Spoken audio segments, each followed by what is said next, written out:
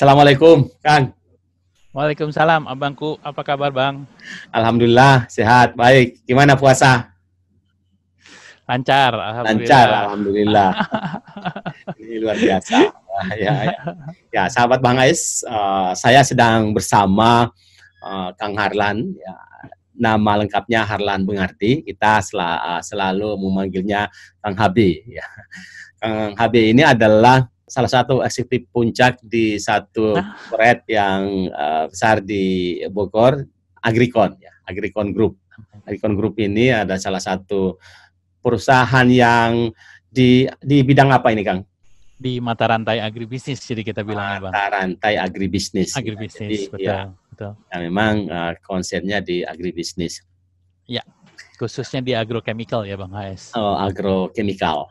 Oke. Ya, betul. Nah, nanti kita akan berbicara banyak tentang bagaimana bisnis Agricon Group di tengah pandemi yang biasa ini, di tengah sebegini banyak orang yang lagi tidak hanya terpuruk ya, tapi ya sedang dalam gitu ya, sedang berada dalam situasi yang sangat sulit, dan kesulitan ini juga sangat mendalam.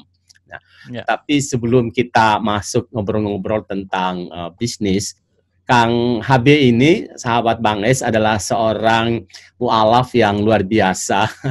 Mu'alaf yang saya sendiri tidak sanggup melaksanakan keislaman yang beliau laksanakan ya. Dan saat ini bulan Ramadan ini ya jelas puasa seperti kita juga, tapi pada di luar Ramadan ini Kang Harlan ini puasanya Senin Kemis dan selalu tahajud hampir tiap malam. Ya kadang-kadang jam 3 sudah dibangunin jam 3. Waduh, ini luar biasa. Ya di keluarga Kang Harlan ini, mereka ini sangat beragam ya. Ya Kang Harlan sekarang ini adalah seorang muslim yang luar biasa taatnya. Kemudian bersaudara yang lain ada yang keyakinan orang tua saya Buddha Jepang, Bang. Buddha Jepang. Terus, kakak laki saya yang kedua juga ngikutin orang tua, jadi Buddha Jepang juga. Kakak yang perempuan paling besar Katolik, Bang. Jadi Buddha, Katolik sama Islam. Buddha, Katolik sama Islam. Ini luar biasa ya. Nah, Kang Harlan boleh menceritakan sedikit ini karena di bulan puasa prosesnya atau apa yang menjadi daya tarik Kang Harlan ini harus meyakini bahwa Islam ini adalah agama yang harus dianut. Jadi memang perjalanannya lumayan menarik, Bang. Dari yang sebenarnya saya ini kalau misalnya memang keluarga disebutnya agama Jepang, tapi saya sendiri sebenarnya boleh dibilang saya harus jujur ateis, Bang.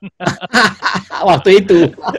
Waktu kecil gitu, dari kecil saya bandelnya memang udah dari kecil, Bang. Jadi saya sudah mulai ngerokok itu dari kelas 4 SD. Terus dari kelas 4 SD aja saya udah pindah-pindah agama. Jadi tergantung hari raya aja, Bang. Kalau Waisak saya pindah ke Buddha.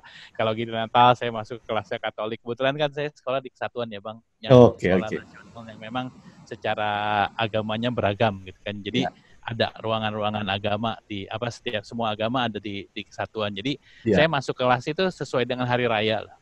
Memang dari dulu saya tidak pernah, boleh dibilang tidak pernah concern tentang ketuhanan ini. Berlanjut dengan kehidupan saya memang mulai masuk ke arah narkoba, Bang. Jadi saya 20 tahun sebagai pemakai narkoba. 20 tahun? 20 tahun lebih, Bang. Jadi dari SMP, SMA, kuliah, S1, S2, terus sampai kerja pun sampai umur 29 tahun saya pemakai, Bang. Singkat ceritanya, ya balik lagi, namanya sepandai-pandainya tupai meluncat pasti jatuh juga, ya ketahuan akhirnya, Bang. Di ujung waktu ketahuan oleh orang tua, dan akhirnya memang mengharuskan saya keluar dari rumah, dan di situ saya harus mau nggak mau pindah ke Batam gitu ya. Saya justru tahun 98 tuh kejadiannya. 98 kan boleh dibilang zaman-zamannya maksiat yang dimana ekstasi masih legal dan lain-lainnya gitu ya, Bang ya. Iya. Dan Batam menjadi suatu kota yang boleh dibilang the jungle-nya narkoba lah gitu. Iya. Nah, justru di tengah kemaksiatan saya itu yang dimana saya menemukan hidayah gitu loh, Bang. Jadi memang menarik banget. Di suatu saat ada momentum saya sudah Kalau dari segi materi, dari segi kerjaan, dari segi namanya hidup maksiat, semuanya adalah lengkap Bang, gitu ya.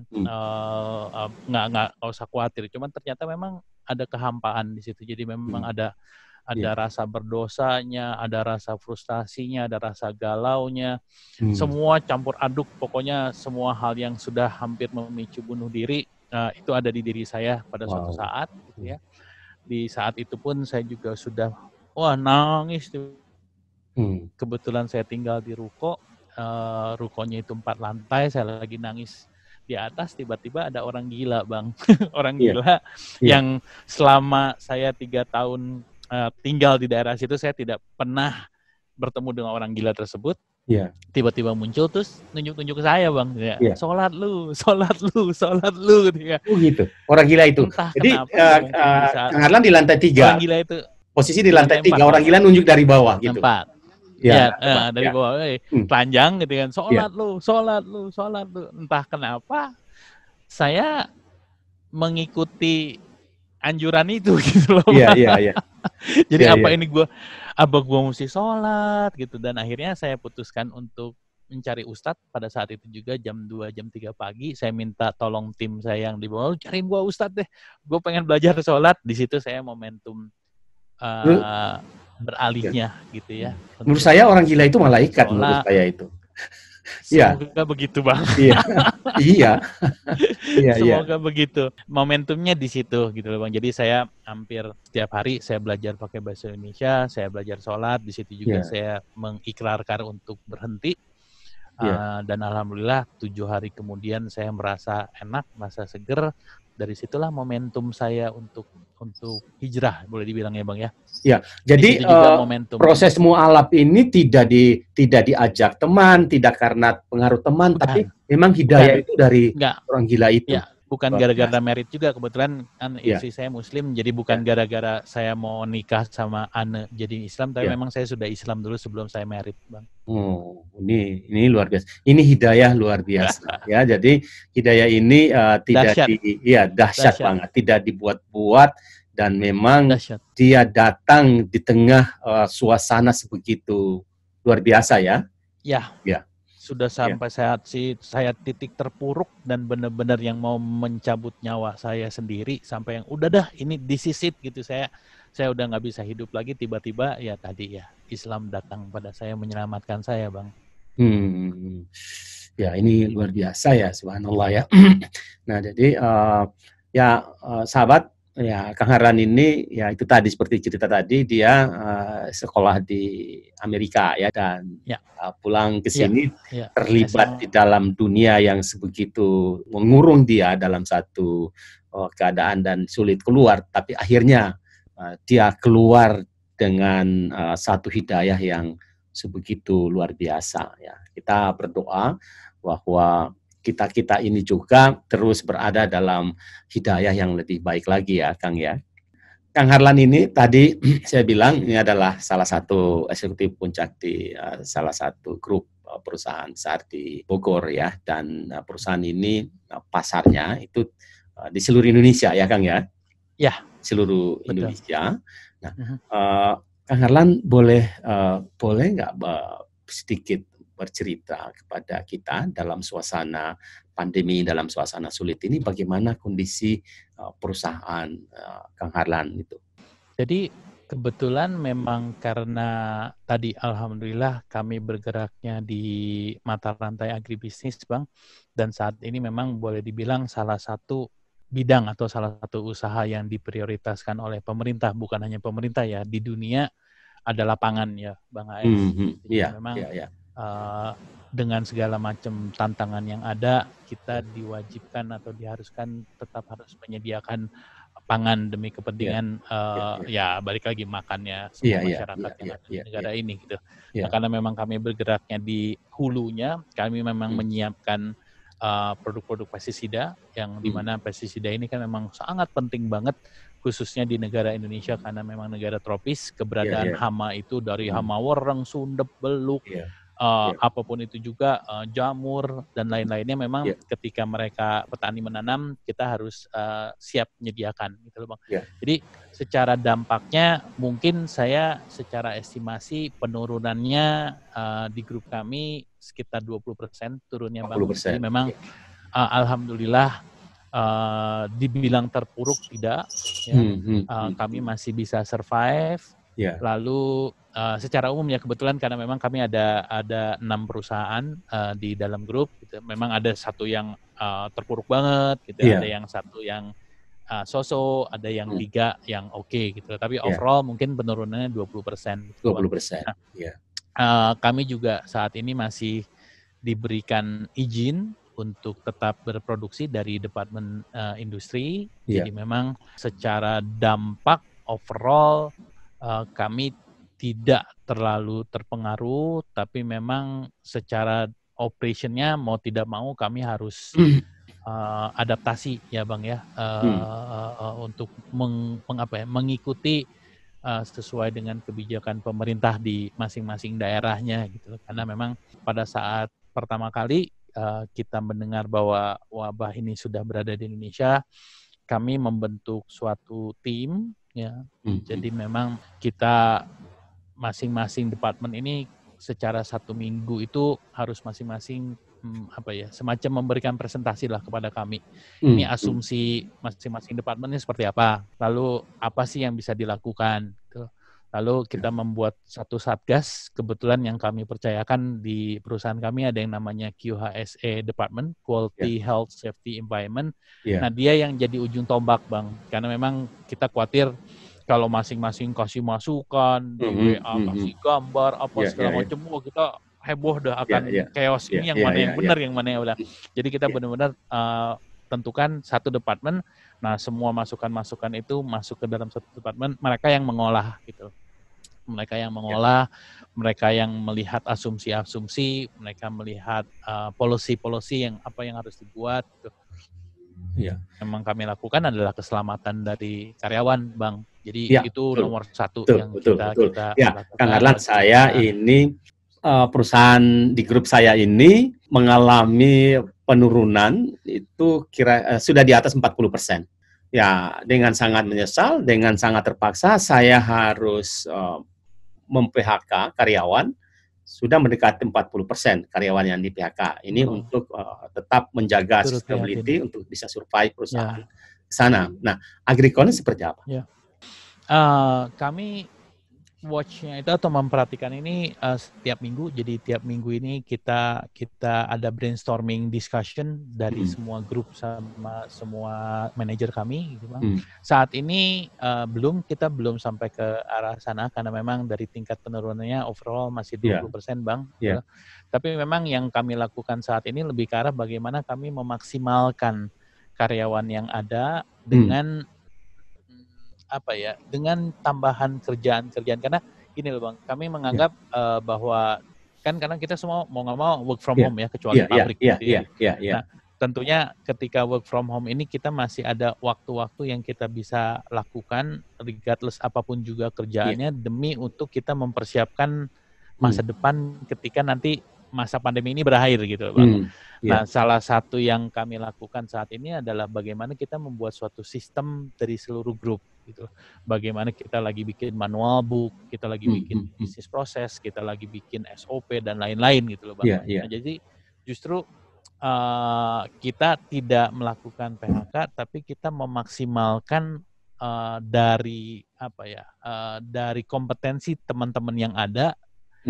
Semua departemen kita jejelin lagi gitu loh Bang. Pokoknya ya katakanlah misalnya finance. Gue masih punya kosong nih sekitar 25% waktunya. Ya berarti kita masukin kerjaan, kita tambahin gitu loh Bang di situ. Jadi saat ini kita belum ada PHK tapi lebih karena memaksimalkan tugas dan masing-masing teman-teman yang ada di grup kita Bang. Ya, kira-kira ada nggak prediksi akhir dari pandemi ini sehingga kita bisa mengatur, kita bisa membuat perencanaan untuk bisa bangkit itu kapan kira-kira? Secara hitung-hitungan kan banyak nih Bang Iya, versinya. iya, betul. Ada yang bilang Juli selesai, ada yang bilang September selesai, ada yang Iya, bilang Desember selesai, malah ada yang bilang sampai Maret 21 boleh iya, selesai. Jadi balik lagi asumsi-asumsi itu iya, dari 4 opsi itu kami inihin lagi ke floor, kami balikin lagi ke floor gitu ya. Kami meminta masukan dari teman-teman semua yang ada di grup. Ini menurut kalian yang mana nih yang kita ambil, mau tidak mau iya, salah dan benarnya udah nggak tahu deh gitu ya Bang ya. Tapi setidaknya kita iya, butuh kekompakan mana nih yang kita pilih gitu. Akhirnya iya, kita iya, pilih yang September Bang. Ya, iya, jadi kita sepakat di grup kita ngambil asumsi yang September gitu loh. Nah jadi dari situlah kita hitung mundur langkah-langkah apa yang harus kita lakukan demi menyelamatkan kita sampai bulan September gitu Bang. iya, iya, Jadi bagaimana kita mengumpulkan cash sebagai tabungan kita. Misalnya kita masih ada collection di luar berapa duit, iya, ya udah iya, deh kita iya, kasih iya, diskon. iya, betul, Bayarnya sekarang kita iya, kasih 20% deh iya, gitu kan. iya, Pokoknya iya, yang iya, penting iya, cash iya, masuk dulu iya, gitu ya. outstanding ini harus Terus iya, iya, kita iya. kumpulin dulu gitu. Tapi yang penting bagaimana caranya supaya kita cukup sampai bulan September. Saya mengikuti teman-teman di Kadin Pusat itu berteriak-teriak sekali sekarang ini misalnya mereka mau PHK karyawan di PHK, tapi mereka bilang begini, oh kita wajib ini PHK, kalau enggak perusahaannya kita tidak selamat. Tapi begitu PHK kita bayar pakai apa? Nah itu yang mereka katakan.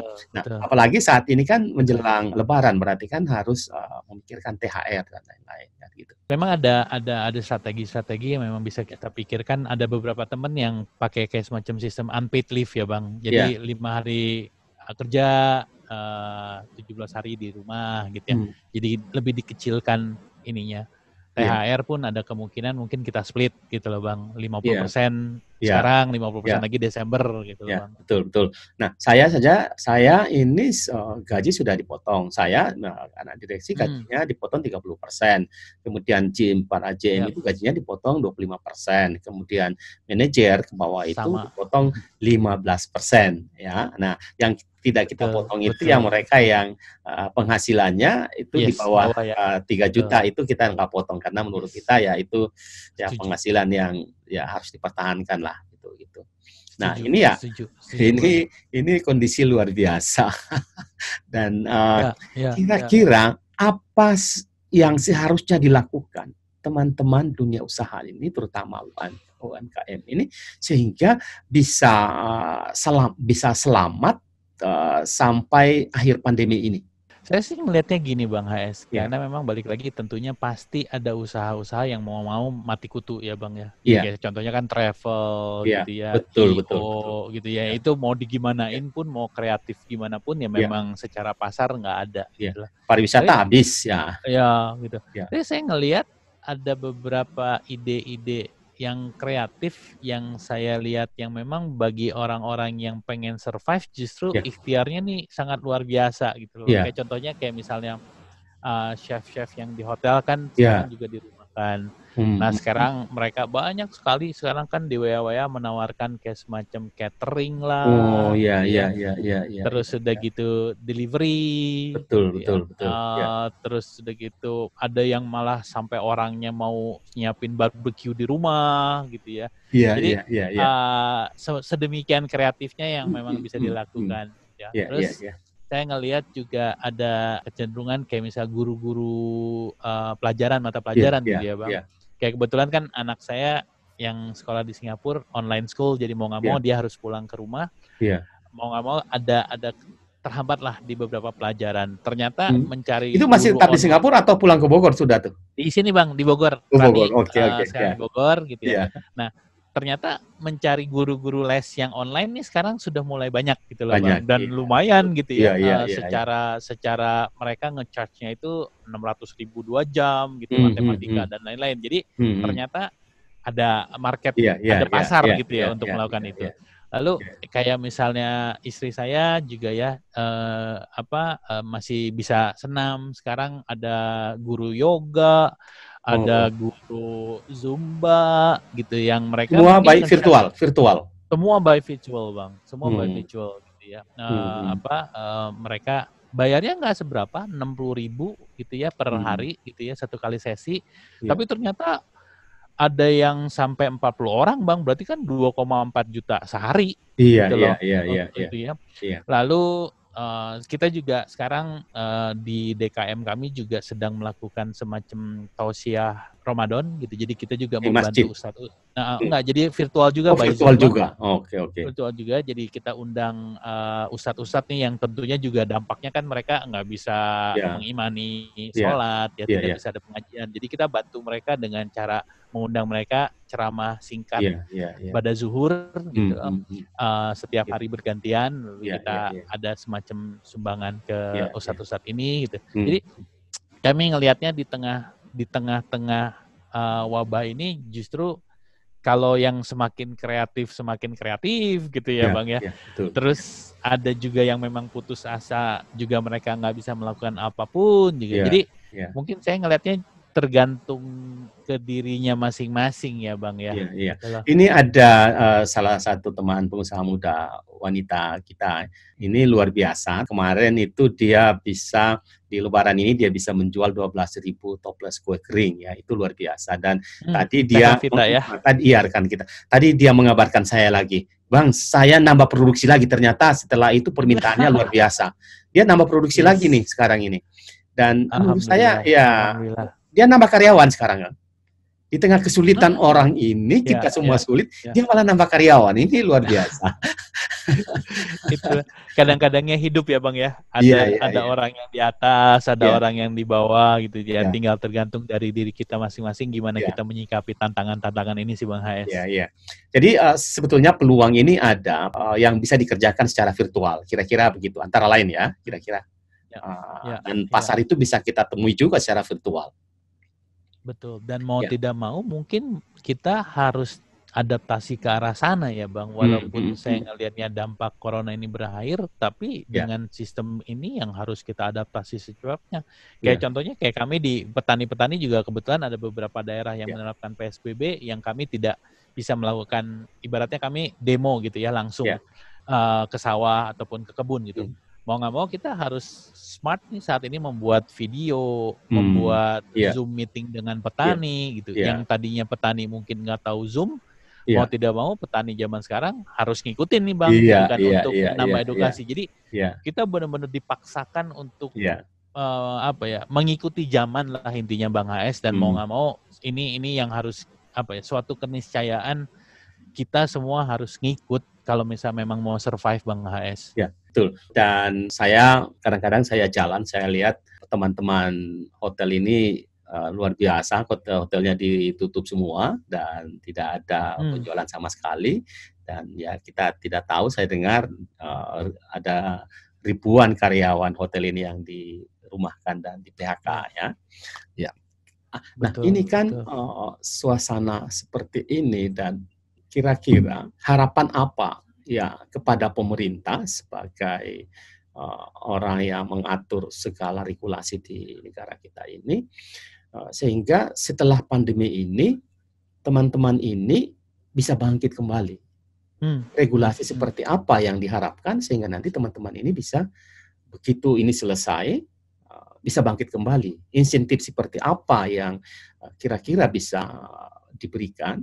Saya pikir sekarang pun pemerintah sudah melakukan hal tersebut ya Bang. Dalam arti kata secara periodik saya melihat pemerintah pun aware dengan masalah ini, dan saya yakin mau di dunia manapun pemerintah pasti gagap karena memang mereka nggak siap. Ya adalah beberapa yang berhasil, tapi boleh dibilang secara umum tidak ada satupun pemerintah yang siap menghadapi wabah ini gitu. Tapi along the way saya melihatnya pemerintah Indonesia sudah mulai menerapkan kebijakan-kebijakan, insentif-insentif. Kayak contohnya pinjaman bank juga sekarang sudah cicilan kita perkecil, bunga dan lain-lain. PPh 21 juga sudah di pending gitu ya. Jadi along the way sih saya melihatnya sudah benar gitu loh langkahnya pemerintah untuk memberikan insentif-insentif. Secara teknisnya ada error dan lain-lain, saya pikir itu sesuatu hal yang wajar ya Bang ya, selama memang komitmen dari pemerintah untuk memperbaiki gitu. Tapi yang balik lagi mungkin saya ngelihatnya disinilah momentum pemerintah juga untuk belajar bagaimana memiliki data yang benar, Bang. Betul, Jadi betul, memang betul, betul, itu betul, adalah salah betul. satu Ya, kunci ya. ya, Kita melihat apapun juga, mau data masyarakat warga negaranya, mau data pertanian, mau ya, apa juga. Dan ini juga terus terang saya juga belajar karena di Agricon Group juga ya, ya. ternyata itu kelemahannya kita, Bang. Betul, Jadi betul, betul. ternyata database ini ketika kita bisa ngerem sebentar baru iya ya ternyata beda-beda, ternyata Ya, salah-salah gitu. Jadi ya, ya, betul. saya ngelihatnya malah ini menjadi momentum buat kita improve. Kalau insentif sih saya pikir saya ngikutin pemerintah aja karena saya yakin mereka ahlinya, saya yakin Ya, mereka pun pasti akan berbuat baik untuk ya, masyarakatnya. ya, Tinggal kita tunggu aja apa yang ya, memang listrik lah mau diapain dan segala ya, macam, kami akan mengikuti aturan itu. ya, Tapi memang lebih baik untuk semuanya kita harus akui data, Bang. Kita bagaimana memperbaiki data di ya, diri kita ya. masing-masing. Beberapa hari yang lalu saya video conference juga seperti ini dengan teman-teman di Inggris, kemudian di Amerika dan Australia, orang-orang Indonesia yang hebat di sana. Saya bertanya kepada mereka, kekurangan apa yang Anda lihat dari penanganan COVID ini di Indonesia? Mereka bilang semuanya data ternyata, Iya, soal data. iya, Ini data betul. pemerintah gagap dari awal, data ini yang sesungguhnya kalau pemerintah punya data yang kuat, data yang akurat, ya ini bisa ditangani dengan lebih baik. Dan termasuk Setuju. ya penyelesaian-penyelesaian sosialnya kan. Ya, karena semuanya butuh data. Iya, ya benar, benar.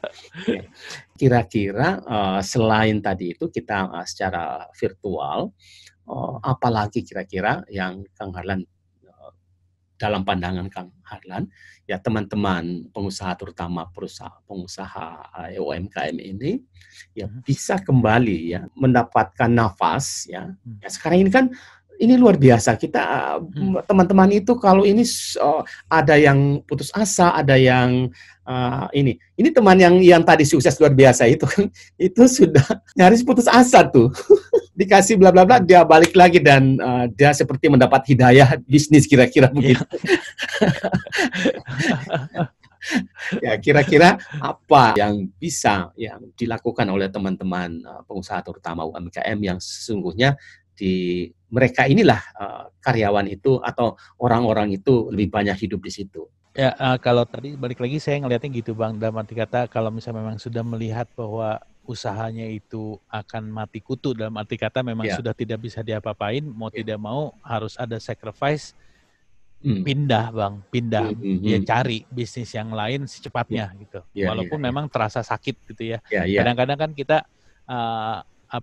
punya rasa ego, punya rasa sayang yang aduh kayaknya gue bisa ini deh, kayaknya gue bisa. Ya kita harus lihat realita yang ada. Once memang kita melihat dan kita belajar dari lingkungan luar bahwa udah deh kayaknya bisnis gue nggak bisa jalan, ya harus ya udah berhentiin, cari bisnis lain gitu loh, Bang. Nah tapi kalau misalnya memang tadi yang saya lihat bahwa ini masih loh ada harapan-harapan yang kayak tadi saya chef yang di PHK kan bisa buat catering, lalu Teh Rafita dengan cara strateginya dia bisa malah 2 kali lipat. Guru-guru bisa virtual, bisa mendapatkan income. Pelatih-pelatih fitness malah juga sekarang masih tiap harinya bisa berjalan gitu ya. Guru agama dengan networkingnya dia ini bisa tetap ngaji, mendapatkan income dan lain-lain. Saya justru ngelihatnya malah apa yang saat ini keberhasilan dari orang-orang ini adalah bibit yang mereka tanam sebelumnya gitu loh, Bang. Ya, jadi memang ini adalah suatu proses yang memang mereka memang sudah lakukan, entah silaturahminya, entah kreativitasnya. Jadi sehingga ketika dihajar dengan tantangan, ya siap gitu ya, Bang, untuk berkreasi gitu. Nah, jadi artinya memang, bahwa dibutuhkan kreativitas ya. Jadi perlu kreatif untuk memanfaatkan teknologi yang ada, kira-kira begitu. Setuju banget. Apalagi sekarang justru saya ngelihatnya banyak seminar-seminar yang bisa kita ikutin ya, Bang, di virtual ini gitu ya. Mungkin nggak ada salahnya ikut seminar-seminar gitu ya, ikut sharing atau apa segala macam. Seluruh dunia sekarang, ya, seluruh dunia melakukan virtual. Iya, iya Bang. Ya intinya jangan sampai berdiam diri dan meratapi nasib lah Bang. Maksudnya, aduh gimana ya, aduh gimana ya. Ya harus benar-benar keluar dari zona nyaman dan memang harus mencoba. Baik itu gagal, coba lagi. Gagal, coba lagi. Dan itu nggak boleh berhenti gitu loh Bang. Iya. Jadi sahabat Bang Es, jangan meratapi nasib. Ya, tapi kita keluar kita keluar dari cara berpikir nyaman ya untuk mendapatkan sesuatu yang baru, dan itu tadi ya tidak harus trial and error yang berlebihan, tetapi ya kita ukur harus diri lah ya Bang. Bisa mengukur diri, dan jangan sampai nanti kita ini selesai di tengah kesulitan yang besar ini. Kira-kira begitu Kang ya. Ya, betul Bang Ais. Ada lagi kan? Apa ya? Itu sih Bang. Itu ya. Tetap semangat, tetap ria. Saya yakin balik lagi Tuhan tidak pernah memberikan masalah yang di luar batas kemampuan manusianya ya. La yukallifullahu nafsan illa wus'aha. Ya. Betul, saya meyakini itu dan saya nggak pernah melihat musibah itu sesuatu yang aib, musibah itu sesuatu yang buruk. Saya mendefinisikan tidak ada yang buruk. Memang Tuhan kasih ketidaknyamanan, Bang. Saya yakin itu gitu. Ya, tapi ya justru dengan ketidaknyamanan itulah Tuhan memoles diri kita ya, Bang. Entah untuk naik derajat, untuk menghapuskan dosa dan lain-lainnya gitu. Jadi saya sih optimis terus, Bang. Atur nuhun kan. Itulah gunanya punya agama, Bang. Kalau nggak saya nggak bisa ngomong kayak tadi. Ternyata punya agama tuh enak Bang HS. Iya. Atur nuhun Kang, atur nuhun. Selamat melanjutkan ibadah puasa. Ya. Tarawih lancar kan? Sama-sama. Insya Allah lancar semua Bang. Amin. Belum nih sampai saat ini. Sahabat Bang Es, banyak hal yang kita dapat dari Kang Harlan ini. Tadi kita lihat sebegitu luar biasa dia berjuang dari seorang ateis dan seorang yang tidak jelas dalam kehidupan keimanan beragama, dan akhirnya dia mendapat hidayah, dan hidayah yang dia dapat adalah murni dari Tuhan, murni langsung sebetulnya, tidak seperti sebagian yang lain melalui teman, pengaruh orang, diajak, dan seterusnya. Tapi ini benar-benar dia menemukan sendiri, dan Tuhan Allah datang sendiri melalui perantaranya ke Kang Harlan, sehingga dia benar-benar menjadikan Islam ini sebagai luar biasa. Dan sekarang menurut saya Islam, dan saya tidak bisa melaksanakan keislaman saya seperti apa yang dilaksanakan oleh Kang Harlan, puasa dan tahajud yang malam, waduh luar biasa. Atur nuhun pisan Kang. Karena takut kehilangan kali ya Bang, karena kan saya dari yang tidak pernah punya, tiba-tiba punya agama, jadi kayaknya ada rasa aduh kalau hilang agama tuh kayaknya sayang banget. Mungkin itu yang membuat semangat ya untuk terus luar biasa berada di koridornya Tuhan gitu loh Bang. Assalamualaikum warahmatullahi wabarakatuh. Siap.